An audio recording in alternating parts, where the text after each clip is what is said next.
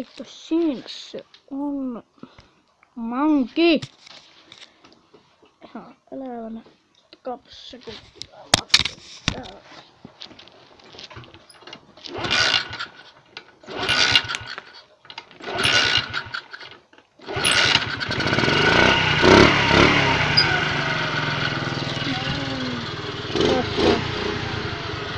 Manki, elikkäs joo.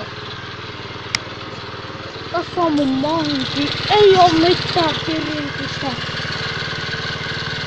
Näkyisköhän tästä?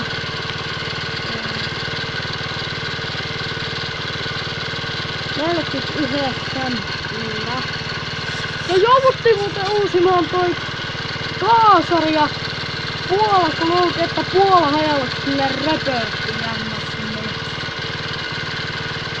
Siinä oli tulpahatu johonkin, uusittiin tässä kaikki.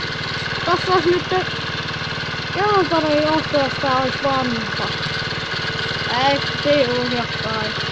Ihan katsoin tuonne säästävästi, että ei toimi lamppu, ei oo mitään lamppuun kuuluvaa tehnyt.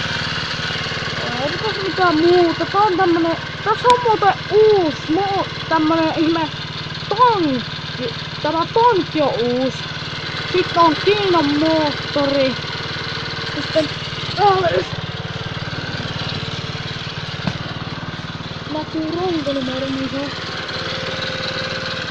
Sieltä aitorunkot, sieltä 55. Sitten joo, tässä on mun manki. Moro!